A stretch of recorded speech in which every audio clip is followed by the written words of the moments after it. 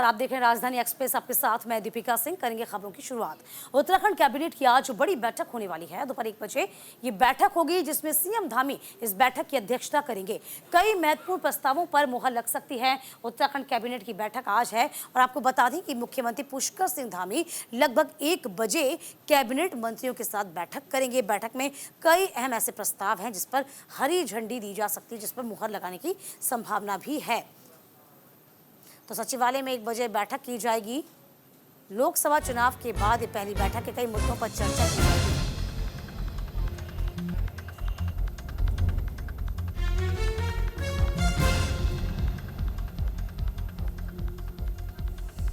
तो फिलहाल आपको बता दें, धामी कैबिनेट बैठक की अध्यक्षता करने वाले हैं।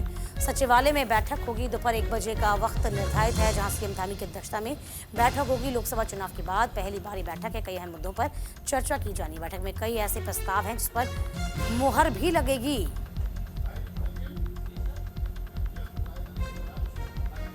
क्या कुछ वो प्रस्ताव होंगे, वो जल्दी 1 बजे साफ हो जाएगा। 1 बजे की बैठक के बाद में, क्योंकि लोकसभा चुनाव के बाद से देखिए सभी तैयारी में व्यस्त थे। राज्य से जुड़े हुए तमाम जो काम थे वह कहीं ना कहीं रुक गए थे। इन्हीं कामों को वापस से गति देने के लिए कैबिनेट का बैठक, और देखिए कई अहम प्रस्ताव ऐसे हैं जो राज्य की भलाई के लिए किए जाएंगे और उनके लिए फैसले लिए जाएंगे।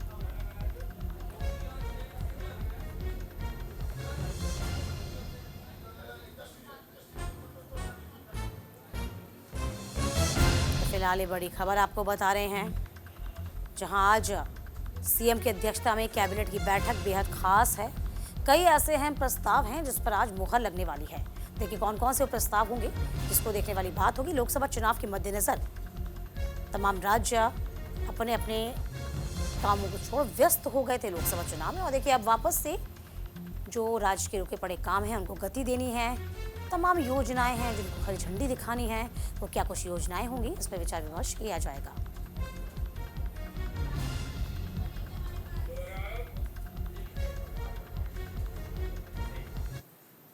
तो देखिए आपको बता दें कि धामी कैबिनेट की अहम बैठक होगी। सचिवालय में बैठक का आयोजन होना है। दोपहर 1 बजे इस बैठक का आयोजन किया जाएगा। सीएम धामी की अध्यक्षता में बैठक होगी।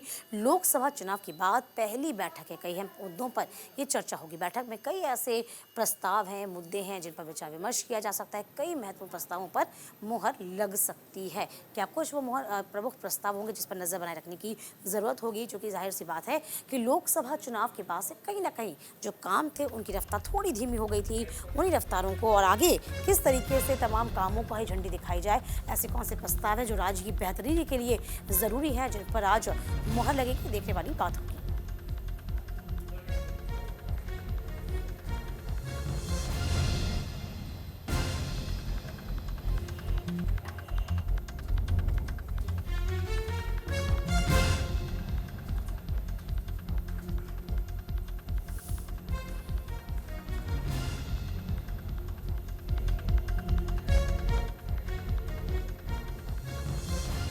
तो आज कैबिनेट की अहम बैठक होने वाली है। तमाम खास ऐसे प्रस्ताव हैं जिन पर मुहर लगेगी।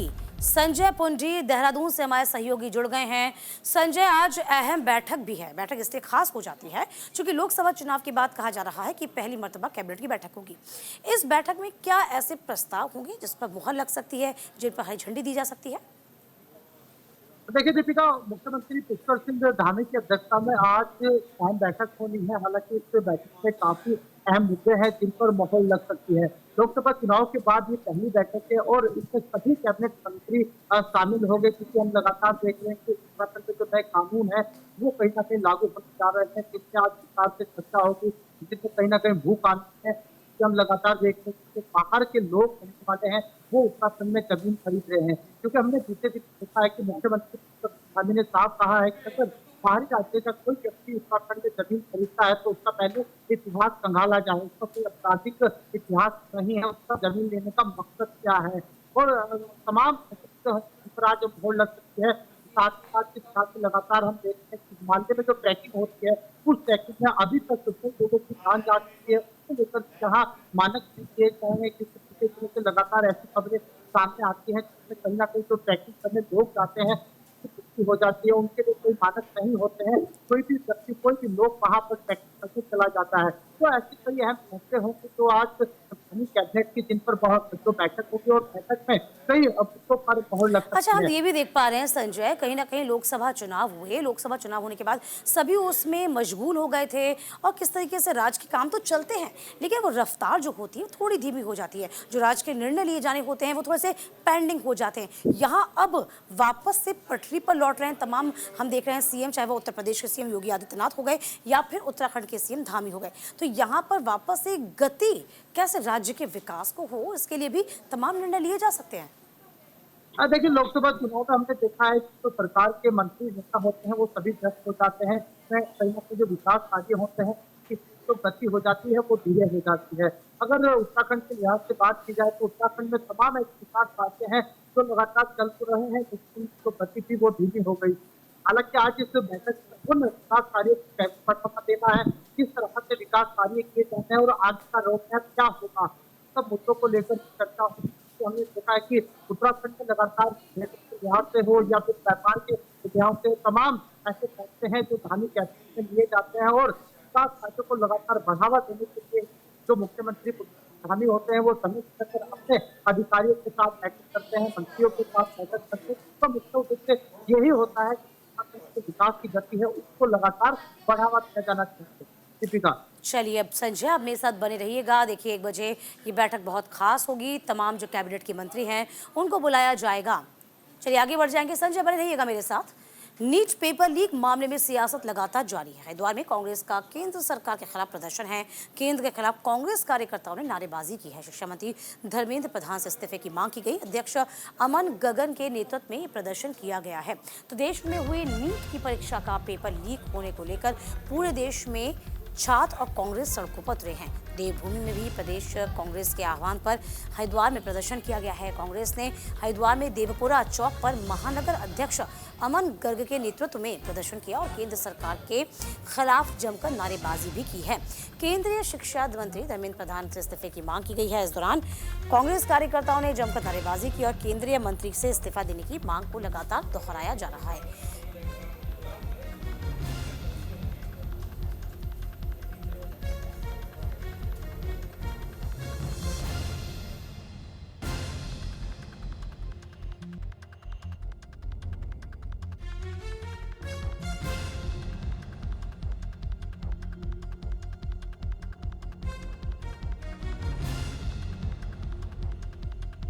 चाहती हूँ कि ये जो पेपर लीक होने वाली बात हुई है, ये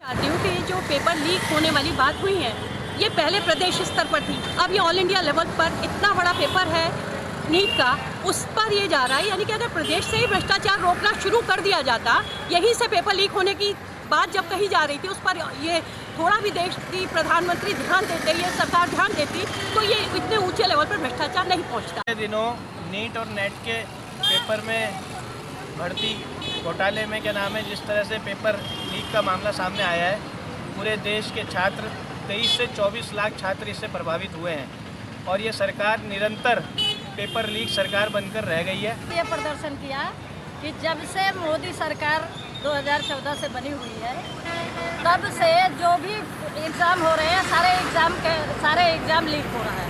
अभी जिस तरह से नीट की परीक्षा लीक हुई है, जिस तरह से लाखों लाख बच्चे सड़कों पर तांडव कर रहे हैं और ये प्रदेश हमारे जो प्रधानमंत्री जी हैं ये मौन है। इधर बीजेपी नेता उमा भारती पहुंची हैं बृहस्पति देव मंदिर। ग्रामीणों के साथ पैदल यात्रा कर दर्शन किया है। आधे घंटे तक अकेले बैठकर ध्यान लगाया है। तो बीजेपी नेता और पूर्व साध्वी केंद्रीय मंत्री रही हैं साध्वी उमा भारती ने ओखल कांडा ब्लॉक के बृहस्पति देव गुरु धाम मंदिर में पूजा अर्चना की है। उमा भारती डोल शामक से शहर फाटक मोरनों से होती हुई नाई से कोटली पहुंची, जहां से ग्रामीणों के साथ 5 किलोमीटर की पैदल यात्रा कर पहुंची मंदिर में।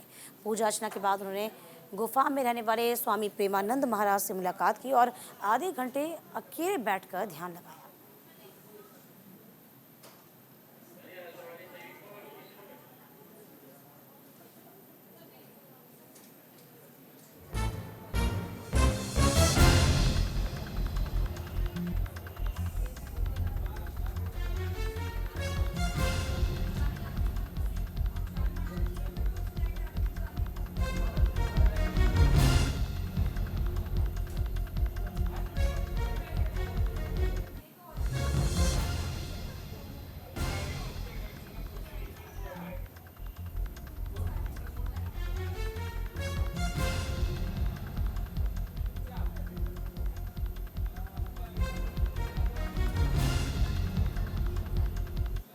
बढ़ेंगे आगे। मॉनसून को लेकर तैयारियां पूरी कर ली गई हैं। सिंचाई विभाग ने मॉनसून की तैयारी कर रखी है।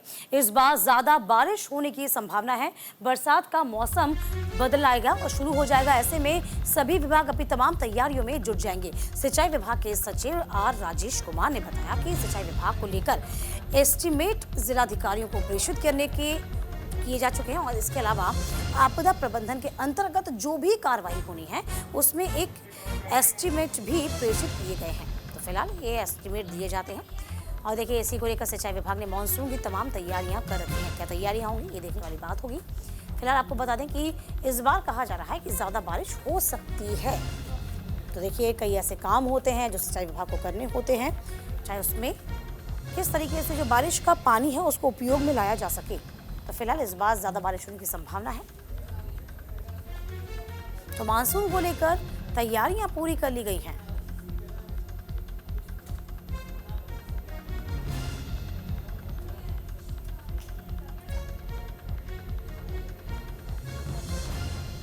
तो फिलहाल देखिए मानसून की तैयारियां पूरी हैं और कहा जा रहा है कि झमाझम बारिश इस बार होगी और इसको लेकर सिंचाई विभाग ने भी कमर कस ली है।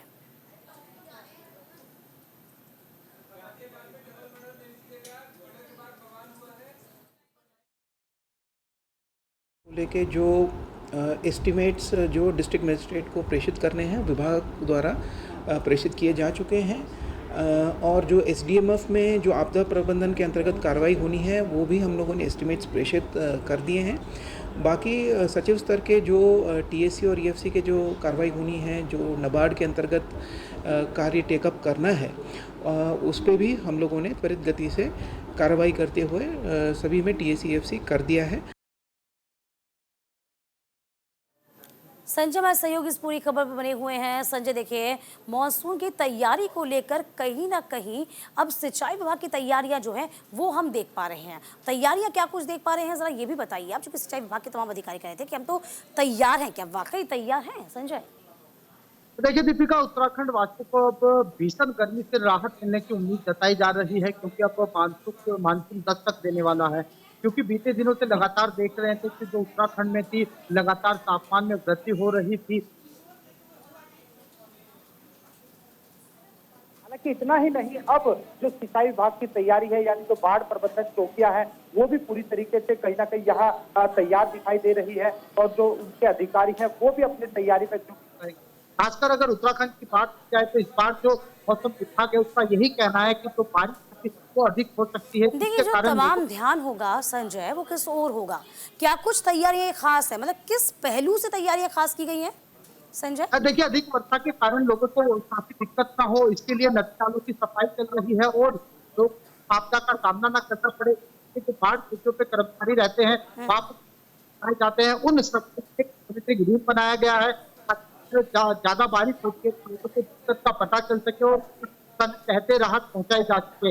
इस सबको लेकर अब सिंचाई विभाग तो पूरी तरह तैयार है। खासकर आपदा विभाग की बात यानी तो आपदा प्रबंधन की होती है उनको भी अलर्ट मोड पर रखा गया है।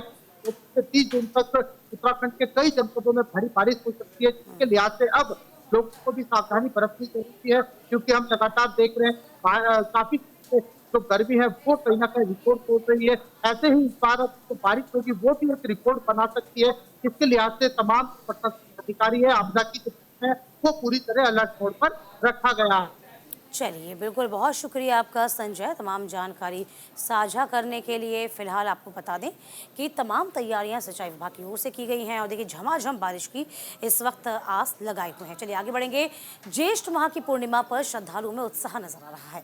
भक्तों ने गंगा में पवित्र डुबकी लगाई है। हर की पौड़ी पर उमड़ा है भक्तों का हुजूम। ज्येष्ठ माह की पूर्णिमा पर गंगा स्नान दान का विशेष महत्व होता है। मान्यता है कि इस दिन स्नान पूजा पाठ व्रत उपाय से भगवान विष्णु माता लक्ष्मी की कृपा होती है। इसी पर्व को लेकर हर की पौड़ी पर श्रद्धालुओं का हुजूम उमड़ा और श्रद्धालुओं ने गंगा में स्नान किया।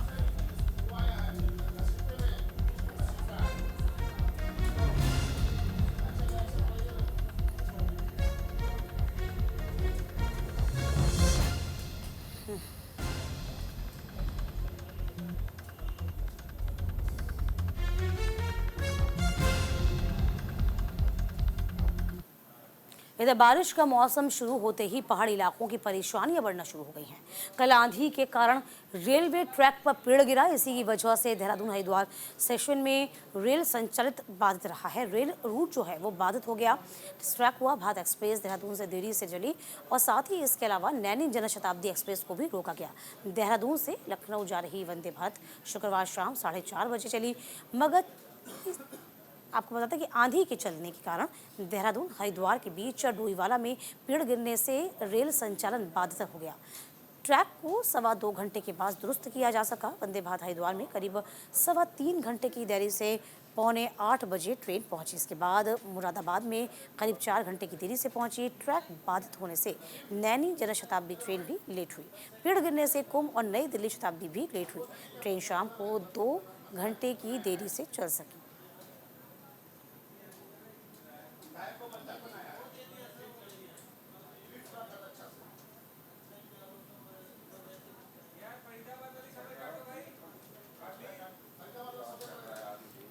लक्सर में लेखपाल से पिटाई के मामले को लेकर जनपद में आपको बता दें पूरे जनपद भर में लेखपाल एक साथ हो गए और कार बहिष्कार कर लक्सर तहसील मुख्यालय पर आंदोलन करना शुरू कर दिया। लेखपाल आरोपी ग्राम प्रधान की गिरफ्तारी की मांग कर रहे थे। लेखपालों का कहना है कि जब तक आरोपी ग्राम प्रधान और उसके सहयोगी गिरफ्तार नहीं होते तब तक सभी 6 तहसीलों में काम बहिष्कार रहेगा। आपको बता दें कि 1 सप्ताह के पहले अवैध खान की शिकायत पर जांच करने गए थे लक्सर के लेखपाल अंजू कंबोज के साथ प्रतापपुर गांव के ग्राम प्रधान और उनके सहयोगी ने मारपीट की थी।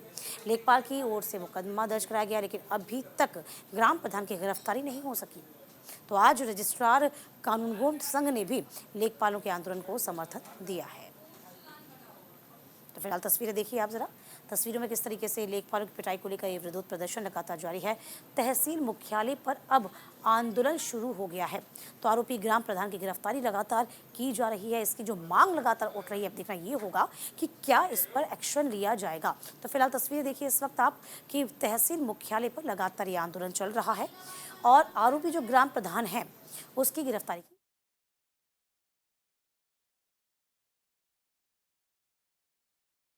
बात किसी भी चीज़ का हल जो है मारपीट नहीं होता है। आराम से बात करनी चाहिए थी। हमारे लेखपाल जो है जांच के लिए गए थे, उन्हें जांच पूरी कर देनी चाहिए थी। उन्हें अगर कुछ कहना था तो आके अपना जो है अफसरों के साथ बात करते हैं, लेकिन जिस तरह की घटना उनके द्वारा की गई है बहुत निंदनीय है। इधर टायर कंपनी को चेतावनी जारी हुई है। कर्मचारियों को बेवजह कंपनी से निकालने का आरोप है।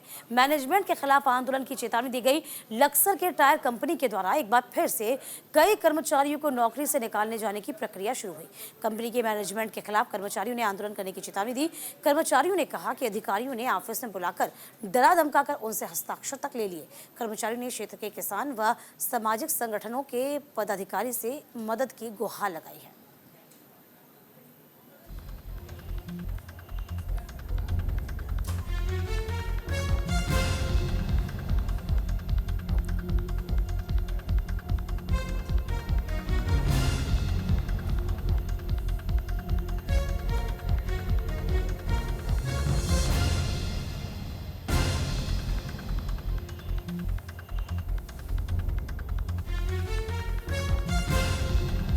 तो कर्मचारियों को बेवजह कंपनी से निकालने का आरोप लगा है।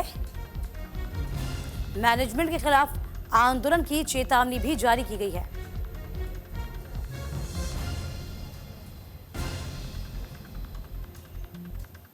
और इसी के साथ राजधानी एक्सप्रेस में भी के लिए बस इतना ही।